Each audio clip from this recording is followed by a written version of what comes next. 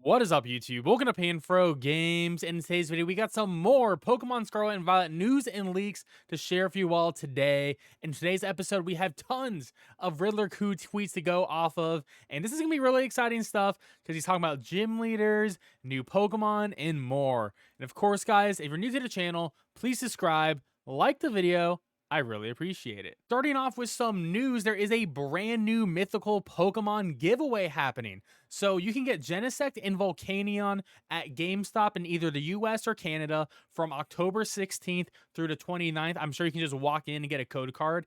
And then you can also get Marshadow from October 30th to November 12th at Target, which I also assume is going to be a code card as well. So make sure to get these. This is probably one of the few legitimate ways to actually get these mythical Pokemon. So don't miss out. And I'm sure you'll be able to transfer them to Pokemon Home and eventually to Scarlet and Violet at some point in the future. Now for our leaks. So Riddler Khu tweeted out a couple of emojis here. Put a maple leaf, he put a honey pot, and then Winnie the Pooh the bear as a bumblebee. So what does that all actually mean? Well, if we remember in one of the Pokemon trailers, there was the grass type gym leader who had a Sudowoodo and turned it into a grass type by terrestrializing it, right? So it seems like Riddler Khu is hinting that the bug type gym leader is probably going to make a bear turn into a bug type, right? And what bear could it be that is associated with honey in Pokemon? Well, it's probably going to be Teddy Ursa or Ursaring. But this is definitely one of those gyms that are early in the game. We know the gym order that grass and bug are going to be one of the first two gyms. And since it is going to be an early gym, I actually expect it to be Teddy Ursa over Ursaring, since Ursaring is more of a late game Pokemon. So now we know the bug type gym leader, and this is who they look like right here. We've actually seen this image before in leaks. And of course, there were more Riddler Khu tweets. Riddler Khu tweets out this gif of a One Piece character doing like a heart blast from their chest. And I think that is the main focus of this gif, is the heart blast. And then when you scroll down here, he tweets some more to give us some more context. He says, on the belly looks the same. Feel confused. Take back miracle next. So a lot of this is sort of gibberish to me. But I think the important clues here is on the belly. And maybe there is a heart on the belly. And looking at the next tweet, he says heart belt.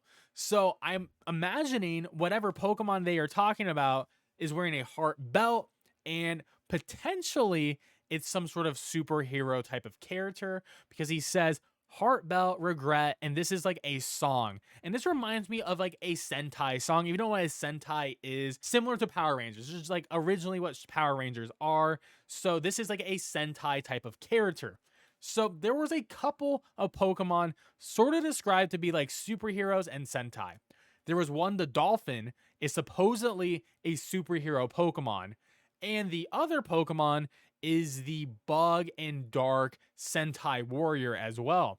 And part of me is thinking, I don't think a Bug and Dark Pokemon would be shooting off hearts. So maybe this ends up being something to do with the Dolphin. So maybe the Dolphin is like more of a, a lovable superhero. Maybe it uses hearts attacks. We do know it actually has multiple forms. And a couple of other things to add to this. Pearl Enthusiast says, I just want more waifu mons. And he confirms, Riddler Khu says, it's a husbando. So it actually had nothing to do with the girl in the GIF, just the actual heart itself. And then Amashina says, this is probably about the evolution looking very similar to the pre-evolution. And Riddler Khu says, nice recap, not similar, the same. So we have heard in the past about the Dolphin Pokemon that it has a pre-evolution, but it looks really similar, nearly the same. However, it's not a split evolution, but there is a form evolution for this Pokemon. So there's a pre-evolution and then evolves into a Dolphin, but you can do something to the Dolphin to make it have a different form. We don't know what that is yet, but I'm really happy that we're getting some Dolphin leaks here, because this is one of the most interesting Pokemon in the new Pokedex for me. Now, maybe the most interesting tweet from Riddler Khu. Riddler Khu says, talking about the latest two box legends, I saw a reflection of Groudon and Kyogre in them. Battle-wise, not counting Primal. So what is Groudon and Kyogre mostly known for? Well, they're known for setting up their weather, right? So we got drizzle and drought. So seems like Koridon and Miradon are going to have something to do with like maybe a new weather type, maybe a terrain. Koridon is a fighting type, and Miradon is an electric type. So maybe electric terrain for Miradon, or something better than electric terrain, like an electric terrain that doesn't actually leave the field, or something for fighting types for Koridon. Very interested to see what this could actually do. Or maybe it'll have something to boost Paradox Mons too, because technically both of them are Paradox Pokemon. They're not counted officially as Paradox Pokemon, but they are Paradox Pokemon. So we're just gonna have to wait and see, but these Pokemon are definitely gonna be phenomenal if they're like Groudon and Kyogre in competitive play. And then Riddler Khu tweets out, time to guess who are the nobles in Paradox groups. Only nobles will get buffed from their leaders. Civilians better accept the fact that they got nothing but a new look. So we do know that all the Paradox Pokemon have a new type change. Essentially, all of them lost one of their typings and got a new typing. But there are different levels to the Paradox Mons. Nobles are going to definitely be getting a stat boost, but it doesn't seem like all the Paradox Pokemon are getting a stat boost, which makes a lot of sense to me because there is a lot of really good Paradox Mons. Like Volcarona already has 550 stats. Salamence is a pseudo legendary. Tranitar is a pseudo legendary. They already got 600. They don't really need another stat boost, but something like Jigglypuff, Magneton, Delibird, these guys definitely need a stat boost in order to be somewhat competitive. And we know that these Pokemon also don't evolve either.